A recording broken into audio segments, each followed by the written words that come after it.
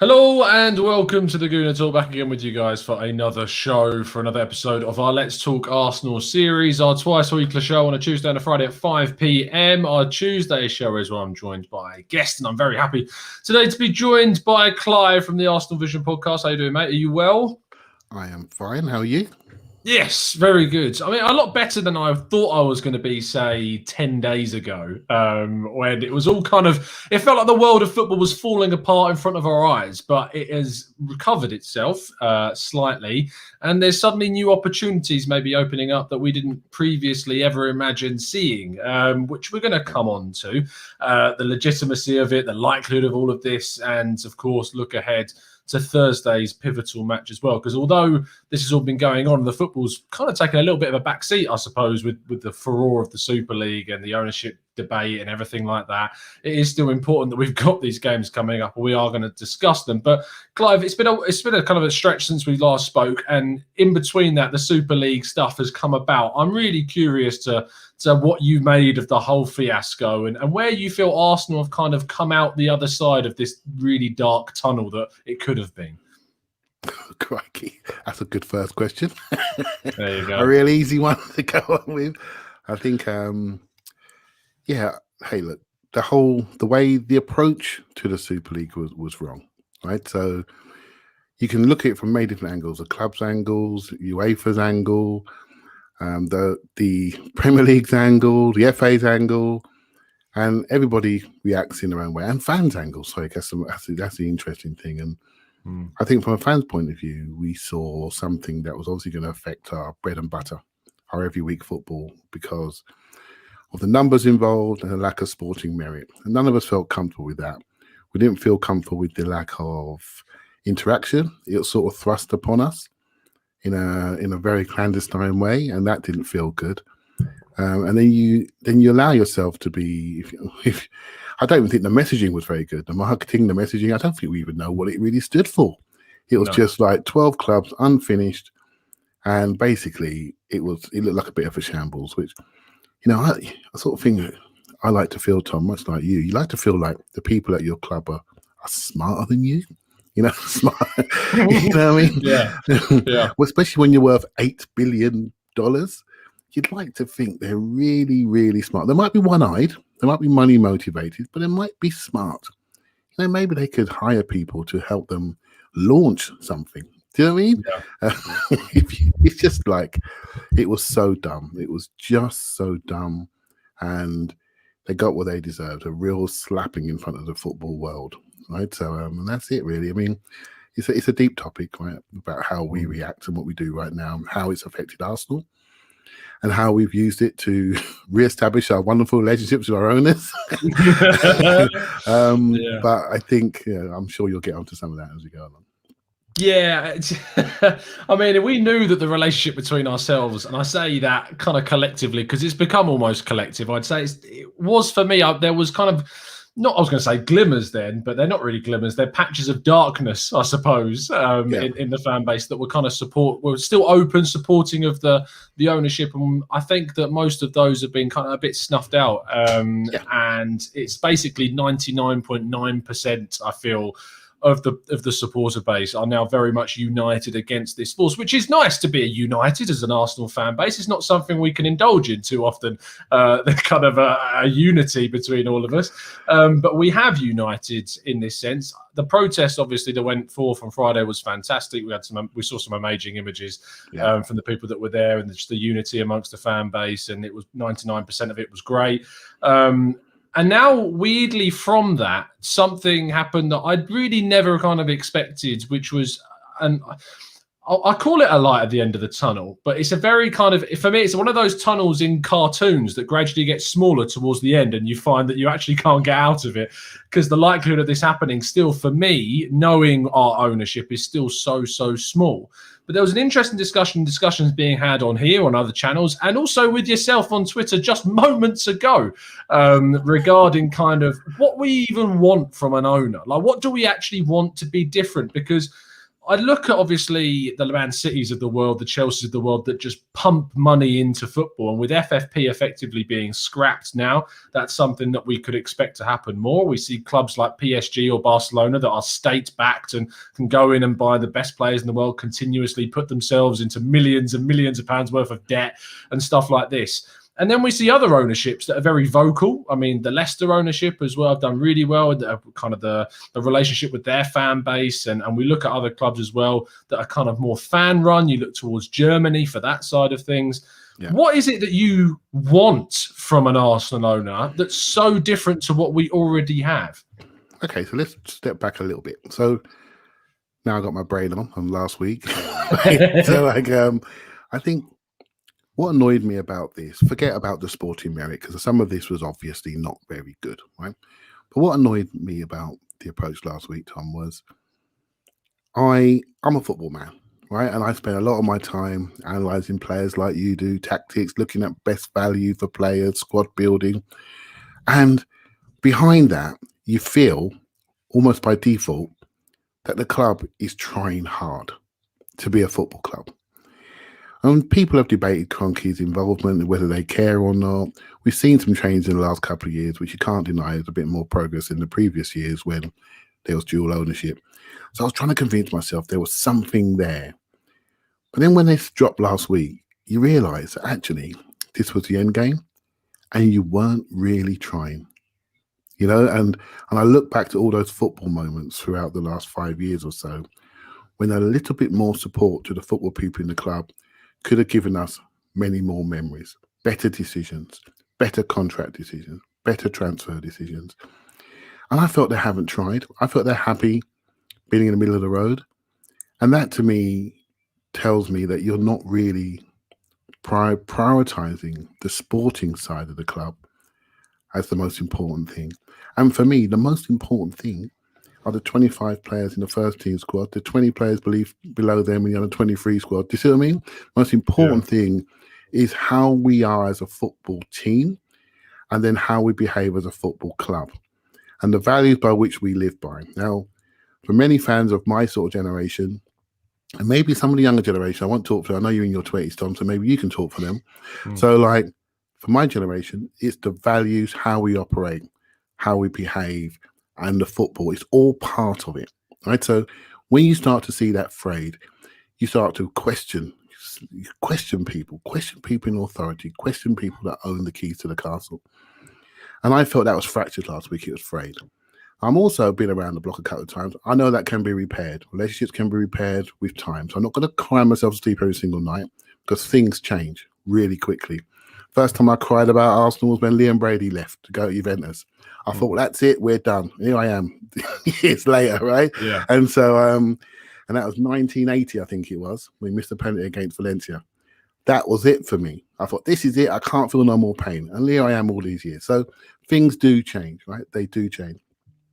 That broke something with me. That broke some trust, right? So, and so I saw what I was talking to FK on Twitter earlier on, and he sort of asked a really good question. What do fans want from their owner? And I know we've been talking a lot about fan involvement and fan, in decisions. Well, mate, come on, mate. You've got a channel based on fans to disagree about whether the sky is blue or the grass is green. No, they don't.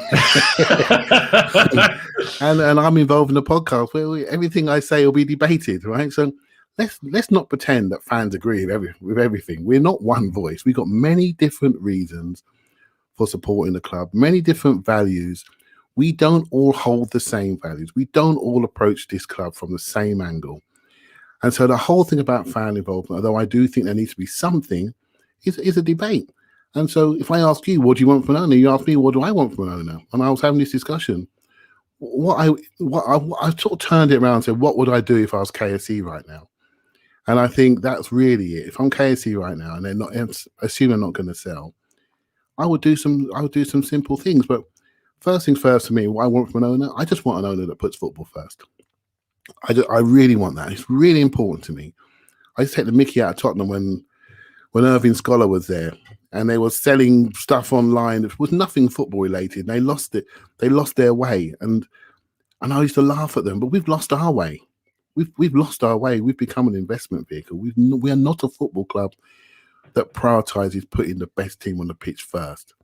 We are an investment vehicle that's chugging along, and while it's chugging along, it's increasing in value for our owner.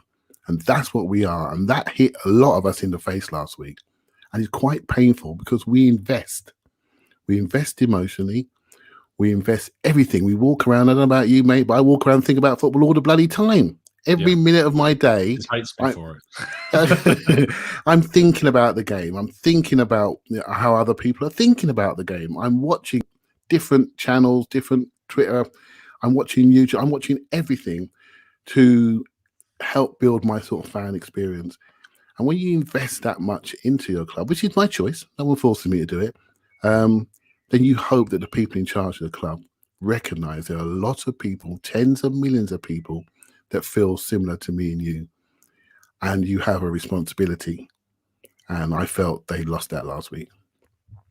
Just want to pick up on the point you said about the generational sides of things, because speaking as a 20-something-year-old in that bracket, I feel like with my age bracket, obviously growing up, when you first really kind of cognitively really was able to take in football was in the noughties. So early to mid noughties, where you've got the Invincibles there. You see Arsenal at the height of their power in comparison to the Premier League rivals.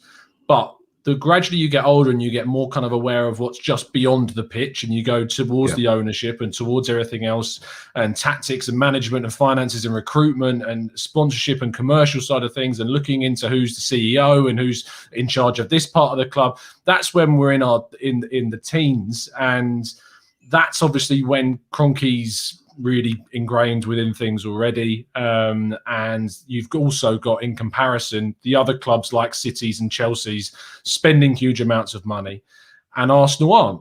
And I think that there's obviously, for the 20 bracket, there's obviously a lot of resentment grown up, being kind of the butt of the joke on the playground in a sense, because of all the Uniteds doing really well and dominating under Sir Alex Ferguson, and Manchester City coming through and overtaking Arsenal, and Spurs closing the gap competitively with us as well in the league, and all of the smart recruitment that other teams are doing whilst we're out here spending 35 million on Skodran Mustafi. Like this, that's where we've kind of got to. Yeah. And I think that a lot of us also, because of just the way the world is, that age bracket is very in tune with technology and social media and being very vocal about that. And that's why I think, and I put a poll out about this last week, and I said that if you had the choice, the Kroenkes are still here, but you have a choice with the kind of direction they take in the summer.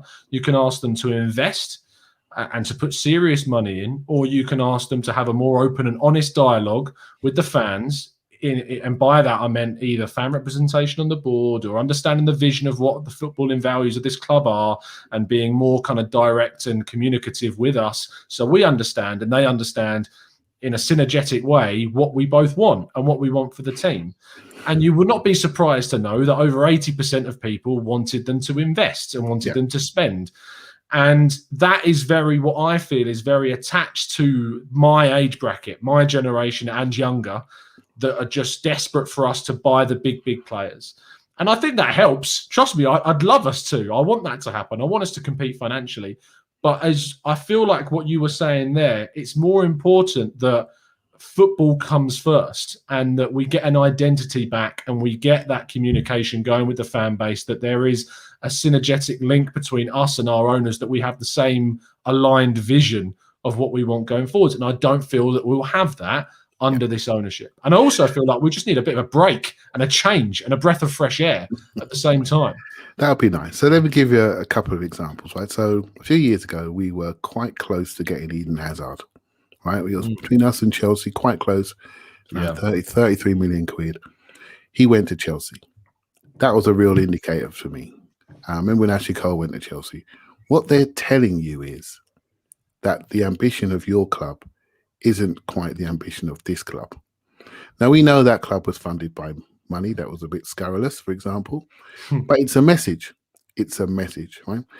Now, we got young players.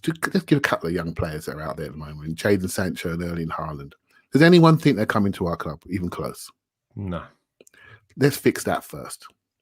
Let's fix that first. It's not about buying players. It's about buying players that having your club in a situation that actually we think we can get that player before they go to Real Madrid. That's what we used to be.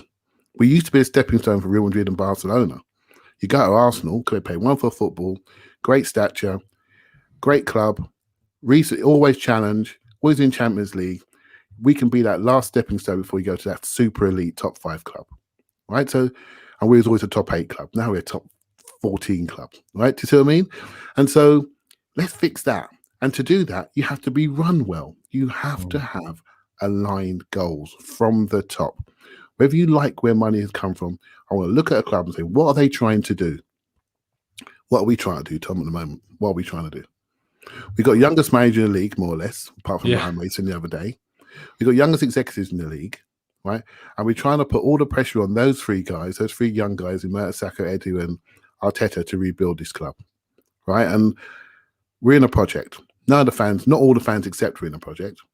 They just look backwards in the old days and say, why are we challenging? These are the worst results in the history of mankind. Yeah. We've lost 13 games this season. You know the numbers. Yeah. So that's where we are. So what do we stand for? What do we stand for in the short to medium term? Was it we just jungle along with some cheap management so we can go into the Super League and take a shortcut to the senior level? That's the sort of trust you got to rebuild. So how do you do that? The way you do that, for me, you've got to bring people. The board, for me, needs to be re-energized completely. I don't think we've got a chairman at the moment, do we? No, he retired last season. So we don't have a chairman. We don't have any leadership. We don't have anybody that anyone can link identity to. So we go straight to the guy at the top, Stan, who we've hardly heard his voice. He hasn't even got his own hair, for God's sake. We haven't heard his voice. We got a situation where his nickname is Silent Stan, or his last nickname was the most hated man in Missouri for moving his football team around. We are talking about somebody that's utterly ruthless and does not care about its people. So the first thing you got to do is you got to create a stronger link. I'm not sure his son is it. Do you see what I mean? So we need people there we can align to, align decisioning to, align some values to. So I'm not one of these middle-aged guys, right, that wants to go back to the old days. I look forward. I look forward all the time, updating my football knowledge. I'm not looking back to the David Dean days and all the rest of it, because he put 332 grand in the club and he's sitting on 80 mil now, right? So we know. So let's not pretend that everybody's blameless in this, because they're not, right? So, but we need to create a bridge. We need to create a bridge, because at the moment we look like we have a massive void. And that's been re-established, that thought process in my mind, by the fact we can even arrive in this place where we did last week with the ESL. That brings me to another point.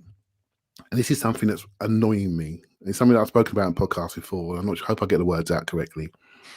We have an anxiety around our status. We're not quite prepared to push the boat out to deliver on the pitch. So what we do is we do stupid things like re-sign up players that are aged, like buy a William, because it makes us feel good, right? It makes us feel good. Bring a William in, overpay. Why are we overpaying for underperformance? And what happens, Tom, is that gets around the game. And everyone knows there's money at Arsenal, mate. Get yourself down there. They'll give you a free year. There's money there.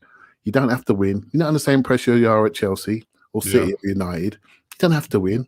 It's a lovely places in Highgate and Hampstead. You can knock yourself up on one of those and collect your money, right? And we've become that club. And we've got to change that. We've got to completely change our recruitment strategy. I don't care what direction it is, whether it's young or we're just going to rebuild. I don't care, but I want our identity to be clear so we can all hook onto it. I don't want this, we're going young here, but we're getting David Luiz and Willian over here. Do you see what I mean? And we're just loading up our wage bill. We're not changing our league position because we're not consistent. I'll hold my hand up and say that I'm seeing some forms of change in that. If I remove KSE from my thinking and just focus on Edu, Arteta and Mertesacker, and the last 2 windows, the last year and a half or so, I'm seeing something, apart from William, something that tells me they know. Okay, you're always going to get ones and twosies, right? As long as it doesn't cost you 35 mil. That's where we were before, right? So I'm seeing signs of they know what they're doing. Yeah. But we all know what's coming up, mate, don't we? The summer will tell us a lot. It will tell us a lot. It will tell us if last summer was just an anomaly for us. If it's a case of I suppose a dip in kind of our struggle that we've been going uphill for so long, trying to clamber up to where we want to be, and we've had a nice downhill in last summer where we bought 2 players in 2 key positions that we've desperately needed, and they're the players that we invested in and we put a lot of money in. The players that we didn't, Willian and Runnison, obviously, they were just surplus. They were depth for us, really. I mean, it's annoying that Willian became more than depth, and I think that basically came as an Arteta trying to justify his being here, more so than actually it being a smart signing, especially considering his performances. But you're 100% right in that this summer completely tells me everything I need to know about where the club's going, because I've supported the manager through times where people have jumped off the boat, and I have absolutely no criticism for jumping off the boat, because I think that some of the performances and the decisions that have been made are completely justified for someone that wants to go, no, this isn't for me. But what I would say, and I echo of what you said there in saying that my reasoning for staying on the ship is that I want to see if what I saw last summer is going to continue. And I feel like, and it seems like a really obvious thing to say, that this coach would do better with better players. But the difference is that it's him getting those players in. He's the one identifying last summer what we needed and getting them. He's unlucky this season, I feel, on a lot of fronts, with decisions, with injuries to key players, including Partey.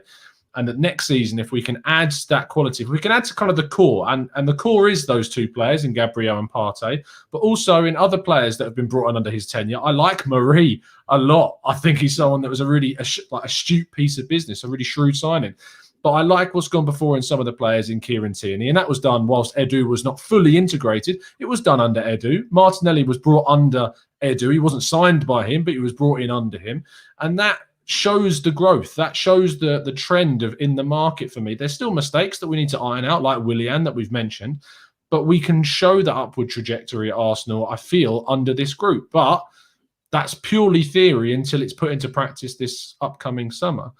We will talk about obviously Thursday, and I think that you want to jump in. Do you want to jump in quickly on something? Yeah. I think you mentioned why you're still on board with Arteta, and I think personally, what last week showed me was I asked myself the question: who do I trust in the club? Whose motivations do I trust? So all the people around at the moment, I'm looking around at Arteta and Edu and Mertesacker, and I think I know why they're here. I think they're here to absolutely do their absolute best to get us better football players on the pitch. I truly believe that. They make mistakes, like anybody else, and we can't say he's not made a few mistakes. Every manager makes mistakes, but I absolutely trust their motivations. What I found out last week, that I no longer trust the motivations of the executives. Do you see what I mean? Because how could I? Yeah. So nobody was saying anything about Arteta until the game on Friday night or last week. What we cared about was our ownership and our direction, right? So it goes to show you what's really important. What's really important is from the top down, single message, common goals, all the rest of it. That's what's really important. And that's what we need to reestablish. Another reason why, apart from what you outlined about Arteta and the transfer market, I mean, I think he's on the right track, but that will be confirmed in the summer. But I think we're forgetting something. It's not an excuse, but I felt on Friday night, I said this yesterday on the podcast, that the fans were really, really missed. They were really, really missed. And I don't think we understand what it must be like to win the FA Cup in an empty stadium. So you have your glory moment and no one's there to connect to. So we've had no direct connection to these good moments, beating Man United, beating City, beating Chelsea. We haven't felt it. We haven't got close. Even if you're a global fan, you haven't looked at your screen and seen all of us legacy fans in the stadium. Yeah, excited, because that's what makes the moment. That makes you a fan, doesn't it? When you see a good moment and you see other fans enjoy themselves, and then you enjoy it a little bit more. So what we have got is our laptops and our iPads, right? And that's what we've got, and we are absolutely analysing this to death because that's what we have at the moment. This is the way we can engage. I feel for this guy. I think he had like 2 to 3 months of having crowds in. Yeah. Then 3 to 4 months of managing his team by Zoom. Then winning the FA Cup, no one cared because no one was there. So like, and then started the season badly. And now we're sort of in this middling place, about to come to a huge game on Thursday night. His situation has not been normal. None of our situations have been normal. Our adapting to what we're seeing. We're judging the team by structures and performance variables are just not there. We're not losing. We're not drawing to Fulham at home with a full crowd there, Tom. You know that. Yeah. We're not losing to Burnley with no shots on target with a full crowd there. There's been some anomalies that just would not exist. And I can hear people saying, "What about the other teams, Clive?" Well, the other teams not much. That was better. what I was going to say to you. But is it not the same playing field for everyone else then? It's the same playing field, but they're not much better. They're not 15, 20. You know, all the teams, the fine margins of the teams around us. You know, like West Ham, Everton, Villa. All that teams, it's like 5-6 points amongst it. 2 games, right? And it's just like it's not much difference in it. We've had a few absolutely criminal individual mistakes that have cost us games. I'm not saying we're brilliant, but I'm just saying it's a unique time in our football watching lives. This will never happen again, touch wood. This will never happen again where we're literally not able to be anywhere near the football players or the football team. There must be situations that develop on a pitch that take too long to change because you're not getting the feedback. You're not getting those extra variables coming into you, the pressure variables. This is a very sanitized form of the game that we're watching. And I did feel on Friday night in particular, with all the fans outside, helicopters flying overhead, how the players must have felt in that environment, thinking, I can hear the fans, but they're not here. Do you see what I mean? It must have been a really strange one, but that's just my view. And I just think, regardless of the stupidity on and off the pitch sometimes, I do feel for Arteta to have to manage in his first job in an environment where it's completely clinical. And I'm praying that obviously the world gets back to normal. We're seeing like it will do. We're seeing that maybe we saw it in the League Cup final. Fans were able to be there in a limited capacity, but they were still there, and it had an impact. I didn't think it was the best game in the world. Don't get me wrong, but just their voices being there for sure made a difference. Thank you, Janice, in the chat for the super chat. It says fundamentally KSE has failed the club. A club of such prestige needs to be in contention for titles. Big investment is a necessity. Absolute must. Now, I think that actually links into what we were saying earlier about kind of the desperation for us to invest and thinking back to the level where we were previously. Last kind of point before we go and look ahead to Thursday is kind of on the direction that you want to see us take in the summer, because I've gone on basically a roller coaster of views around what we need to do.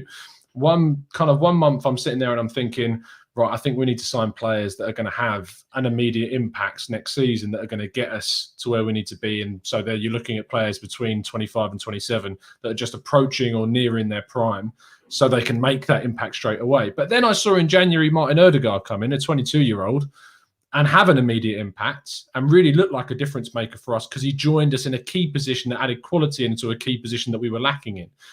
So do you approach that summer? I'm not asking for specific names. I'm just kind of saying, do you approach this summer, if you're Arteta and Edu and you're planning, and they say the planning's done, but do you approach this summer to improve upon in a specific style of player, or just specifically targeting positions that are in desperate need of attention?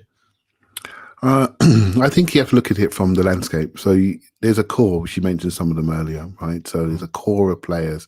Some of them are quite young. So you've got Smith Rowe, Saka, Martinelli, Gabriel, Tierney. These are quite young men still, right? All 22, 23 and under. I'm sure there's more that I've missed there already.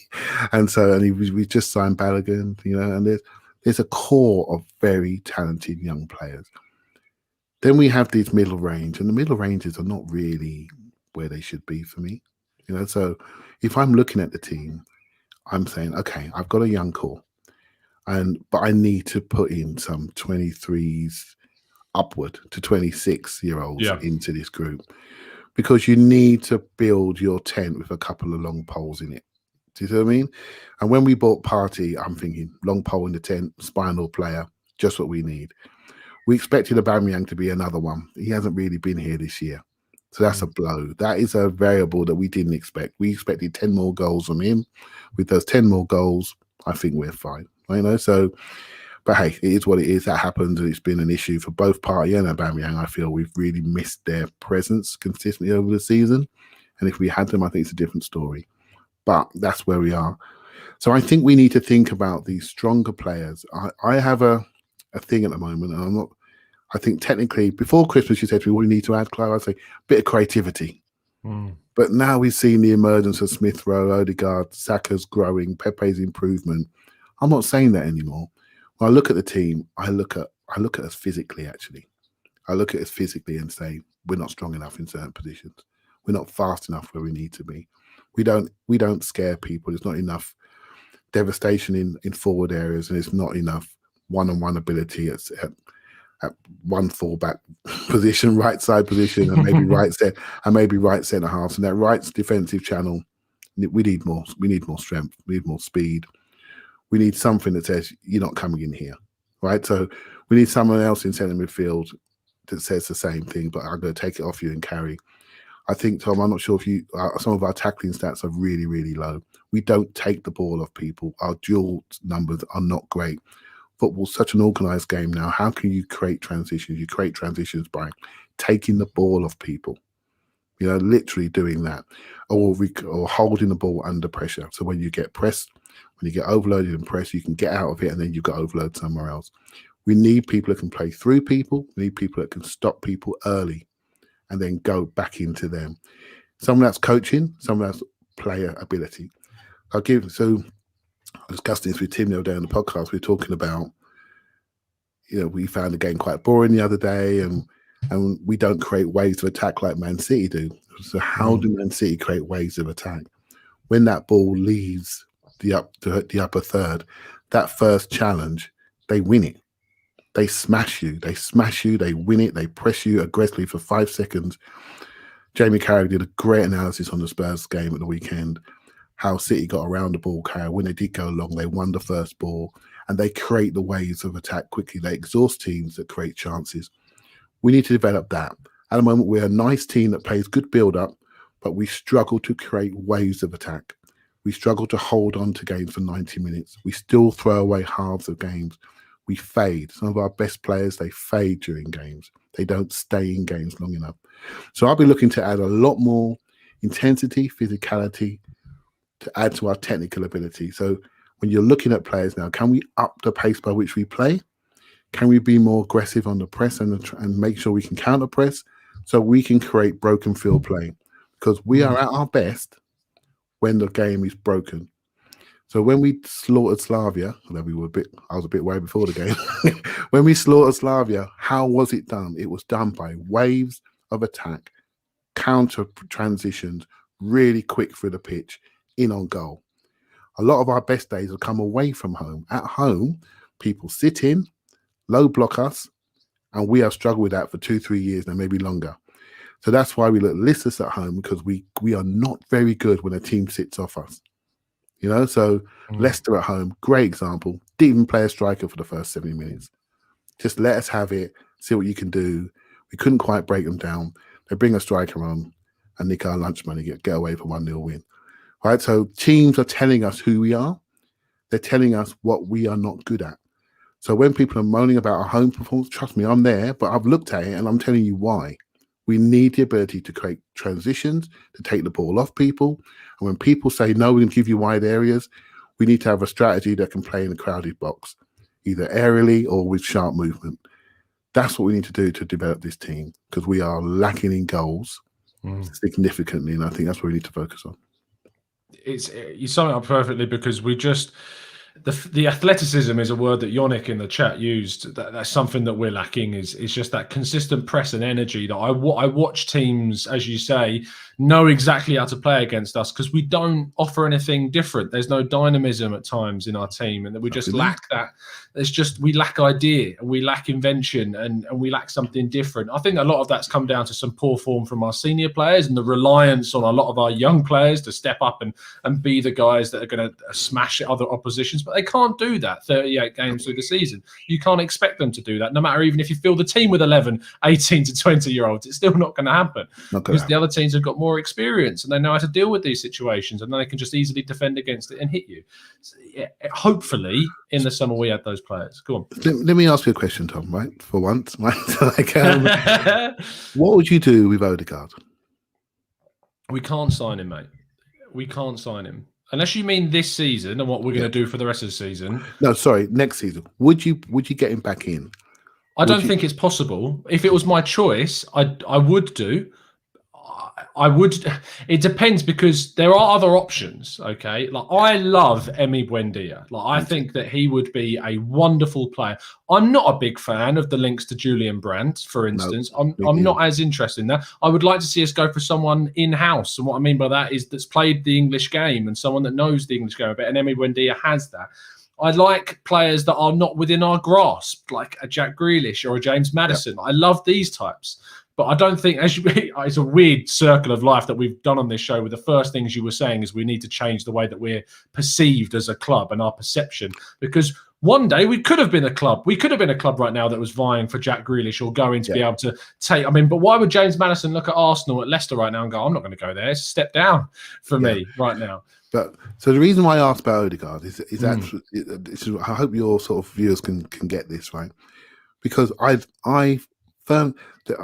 played this comp of Odegaard at West Ham. There's a 5-minute comp out there that's just it's unbelievable. I've watched it about 4,000 times, right? So it is unbelievable, right? So I love that game. I love what we did against a low block. We were brilliant for that 1 hour, whichever it was. I just loved that game so much.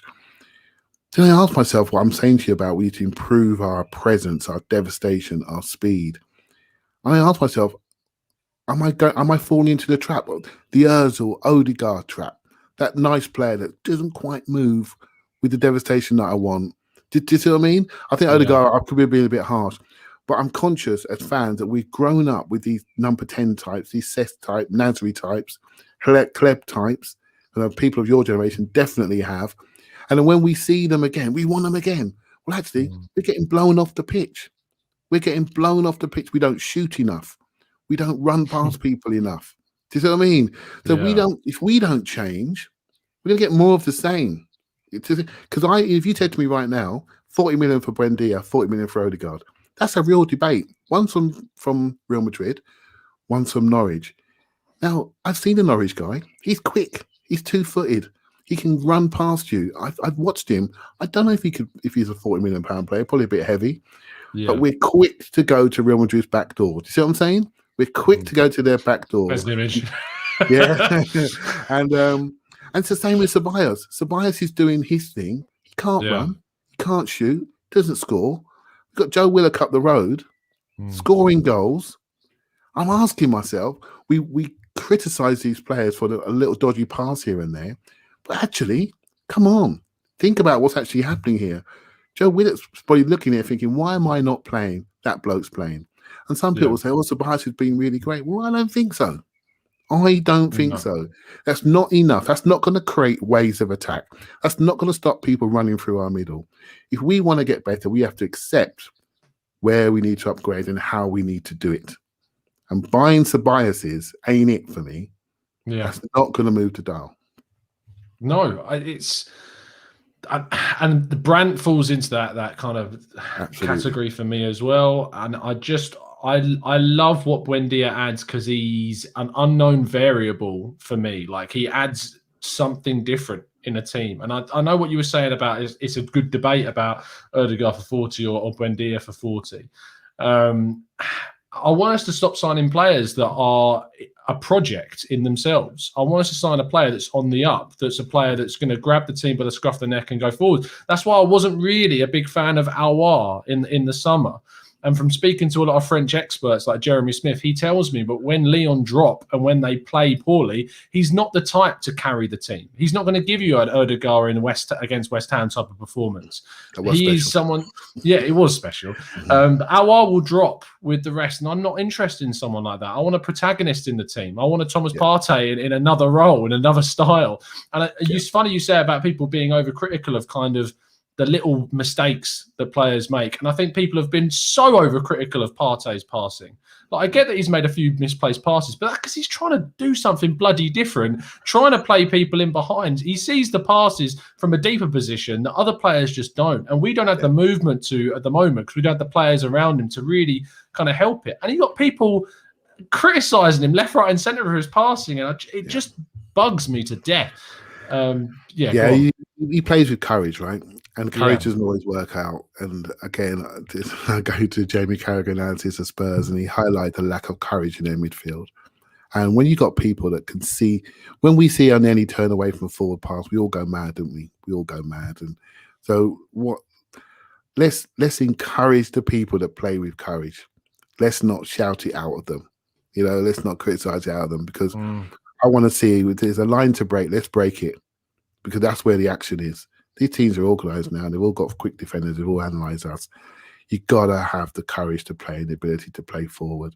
You've got to encourage that. Without that, we're just watching horseshoe football, which none of us are going to enjoy watching. So, hey, look, people are entitled to their opinions on certain players. I don't think Thomas Partey is the issue. The only issue he has for me is that, in fact, he got injured, right? Yeah. So, and probably he's trying a bit too hard to justify his price tag. That's probably my one issue with him. He's trying too much. But I said to the guys this week, I said, when he's athletic, he wasn't playing with Eddie and Kate at centre forward. He's playing with players of a different calibre, I'm afraid. And he maybe didn't feel he had to shoot from a million miles out because there's no one ahead of him with any seniority. And that's what he was. I know it's only one game. And when Aubameyang's there and Odegaard's there, he looks a much better player. But I agree with you 100%. Just before we go on to talking about Thursday, a massive shout out, of course, to football prizes. This week's prize is pretty cool, actually. It's a prize which is looking at specifically a favourite of many people, which is Carnu, and you also get the opportunity to win £50 worth of the vouchers to buy more tickets for other competitions. So there's only about half the tickets have been sold so far, and they're only £3.95. So make sure you go grab one. We'll be revealing on Friday which one of our members has won that. So there you go. Links in the description. Go and get a ticket before it runs out.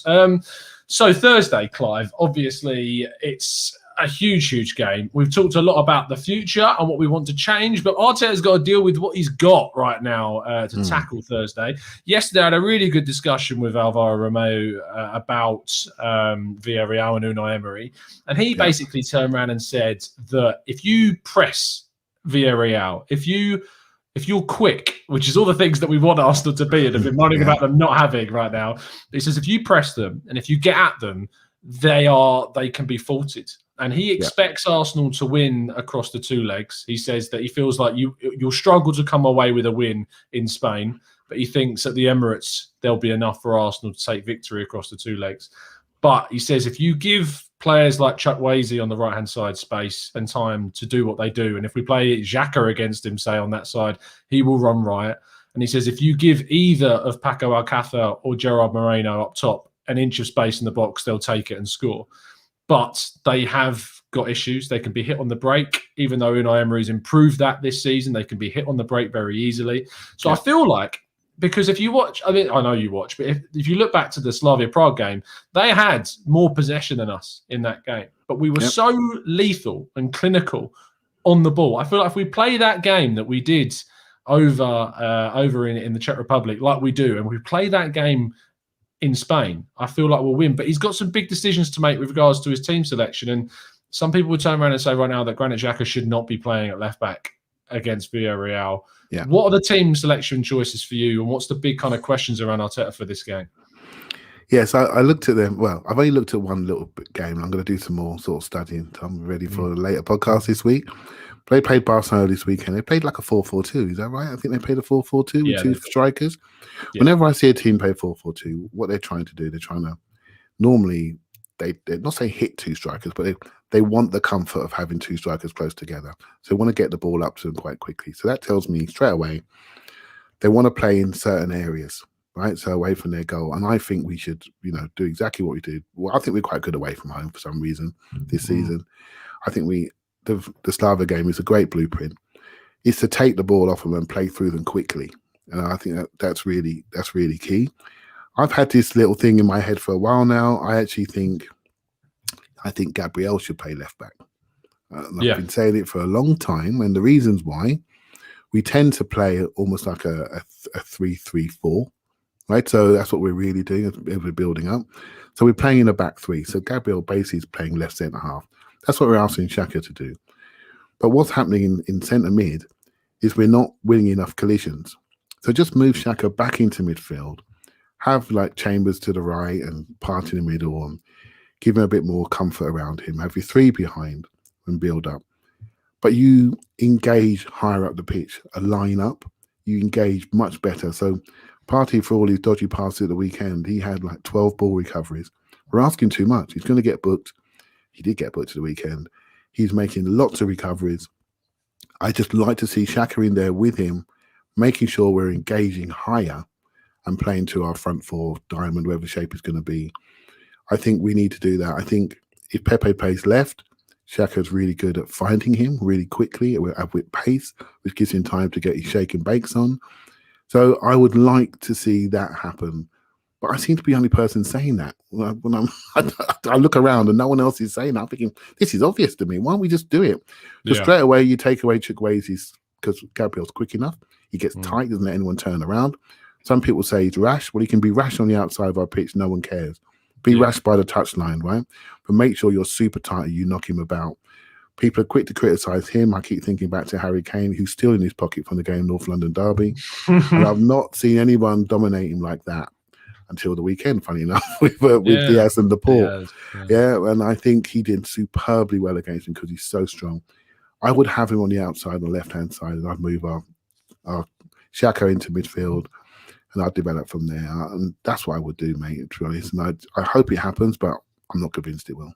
Do you fear Emery? Like, are you fearful of his insight in what he knows about the club, or do you think even though we don't look progressively in terms of the league table, do you think we've changed enough that we'll be able to stump what he knows about us?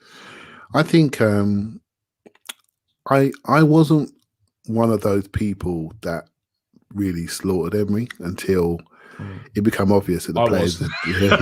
No, I probably, we should have made a decision after Baku, really. And it should have been a simple decision. Okay, we've messed up this final. We messed up the run into the end of the league. Missed out on Champions League by 1 point. Let's have a discussion with some senior people in the club and see what's actually happening here. But we carried it on. And that was the issue for me.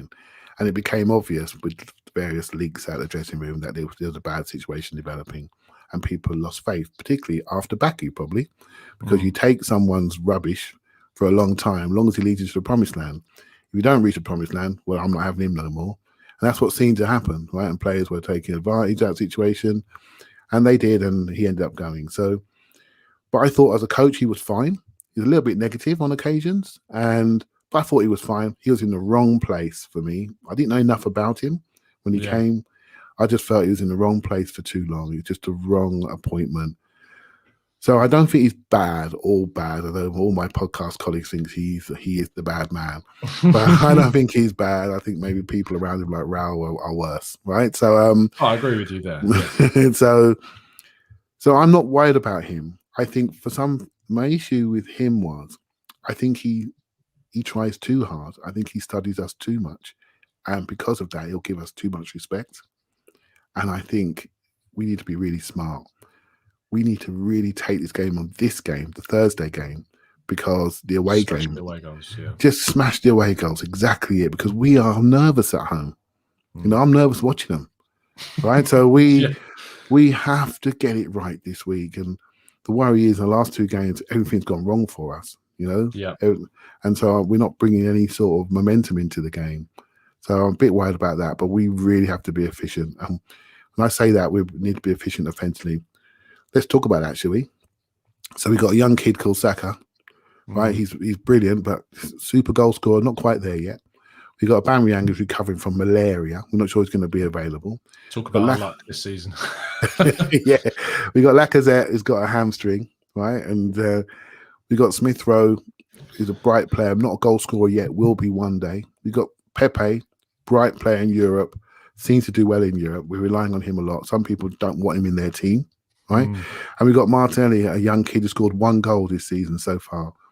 There's a lot of talent, lot of talent. There isn't a lot of certainty. Do you see what I mean? Yeah. And so we're asking these players to really turn up and do something. And we got nothing else, mate. They hold our dreams. They hold our dreams, and it's a real risk. It's a real risk. So to round off the show, I'm going to be really mean and ask you for not only a score prediction, but your desired lineup for the game. Oh, okay. Considering, obviously, Aubameyang is in training. He looks like he's going to get there. There was a really interesting report that's come out that David Luiz has returned to training much sooner as well than expected. So whether or not he's available, I think if he is available, I'd start him over Holding because I think he's been our best centre-back this season, arguably. So what prediction and a lineup I want from you? See, that's changed things in my mind, because I agree with you about David Luiz. This is a huge game for the club, right? So there's no messing here. You play your men. You play your men. So on that basis, and I would probably just about go with Leno. I'd only just about go with him. See, I don't. I'm going with Ryan. I wouldn't say you're wrong because Leno doesn't want it at the moment. It looks like to me. You get to that situation, the goalkeeper, you think everything's going to go through you. So I don't mind whichever way that goes, but my brain says go with Leno. I'll go with Chambers. I will go with Luiz. I'd probably go Mary, even though I've seen Mary and Luiz play together and it wasn't great. I think they both want to lead and no one wants to defer to each other. I think Mary's got leadership potential about him, and I just didn't think it's a good mixture. But I want Gabriel to play left back.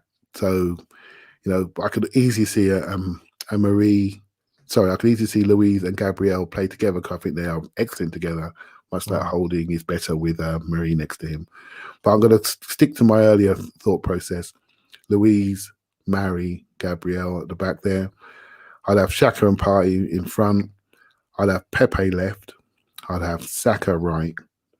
And I would probably start. I'd have Aubameyang centre forward because I think he's going to be ready.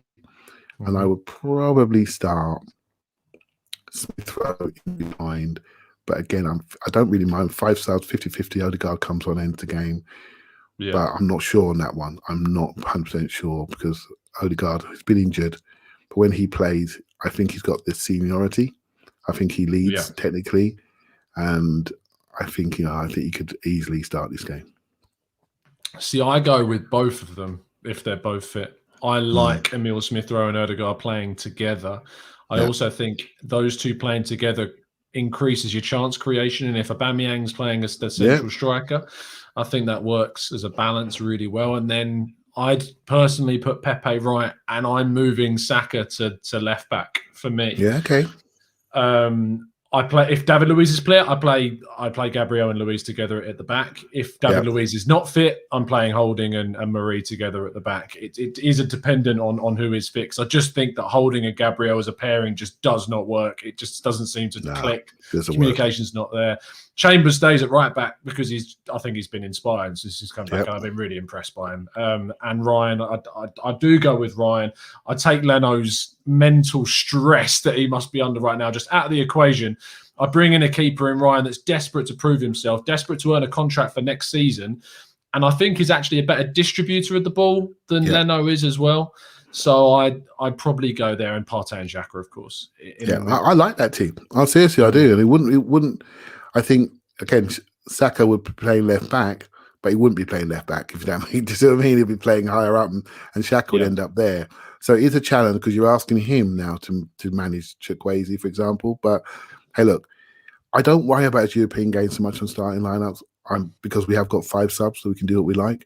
But I'm also conscious that Arteta is not really your 55-minute sub maker. Right? Not really. I do like him, but I don't think he's great. So you can't be bringing on people in 77 minutes, mate. That's not right. Which is weird because one of the things that was said about him before he came in was that he reads the game well, and he was like Pep's kind of decision maker in regards to he would see things about a change, bring a sub on. And he just hasn't translated that over yet. Just freezes. I think.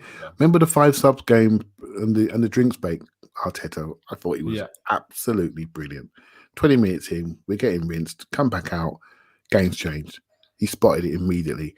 That almost brings him back to being an assistant almost. Do you see what I mean? Where he can spot something immediately and then someone else transmits it and it gets changed. Do you know what I mean? Yeah. So he was allowed to do that with the drinks break Arsenal. And I thought we were the best at that. We were just like superb at analysing the game quickly and making changes and making substitutions with 5 subs. So when he goes to Europe, where's he gone? I don't know. I don't know what happens. It's so weird. Hopefully it is an experience thing and he gradually can kind of combine them and find that balance. I'm going to press you for a scoreline though for the first leg. What are you going for? I think we'll, because we're Arsenal, so we make it hard. We'll probably do 1-1 just to traumatise everybody. Then we'll concede in the home game real quick. And then what are you doing? Well, you know it's going to happen, right? Yeah, I know. I'm convincing myself that it's not going to happen. It's going to happen. We'll concede the home game real quick, and it'll be desperation tactics after that because everybody will be looking there thinking, this is the referendum on Arteta with the old manager just going to kick us away from 100 million quid, right? So it's not good, is it? It's not Fair enough. Thank you, Janice, for the super chat. I just missed this one. I think Emery being appointed showed a lack of ambition from the owners. I never rated him. We'll see if he comes to bite you back on Thursday. It's going to be a really weird game. I can see a lot of you putting your predictions in. Make sure you tune in for our preview show tomorrow, and we're going to go through all of your predictions for the game as well. Thank you, Clive, for joining me this evening. Really appreciate your time. I'm sure the listeners have as well. There have been lots of really kind comments, of course, as always. So I look forward to having you back soon. Yes, maybe. Anytime, mate. Anytime. Tell people where you can find yourself and what you're going to be up to. Oh, I do a couple of things, and I only go Arsenal Vision is what I do, and everyone knows where to listen to me if they want to. So that's all I do, mate. Keep myself quiet. There you go. Literally half the time, to be fair. If, of course, you have enjoyed the show, people, please drop a like on the video and subscribe. If you kind of like the idea of talking about the future, I'm going to be joining the Highbury squad a little bit later on this evening with Harry Simeon and Dan and the good old Kevin Campbell as well at 9 o'clock over on their channel. So make sure you tune in for that. And the last thing before we wrap up, one of our members, Zamir, messaged me in the week, and he wanted me to raise awareness for the situation in India that's going on at the moment. Of course, we in the UK are quite blinded and blinkered right now because our situation is improving a lot every day, and we're very kind of focused on getting to the pub, which is great, and all of this, which is wonderful for us. But there are people around the world that are really suffering right now. So if there's any way you can spare any money to go and donate to the relevant causes, please do. Please go out there and learn a little bit about what's going on outside of just the UK. And if you are abroad, of course, you'll probably know a lot more than we do right now. But I wanted to do that for Zamir, so fair play to him for raising that. Well said. We will be back again very, very soon tomorrow for the preview show for the most nightmarish Thursday of our lives. But other than that, it's been an absolute pleasure to speak to you as always. And as always, up the Arsenal.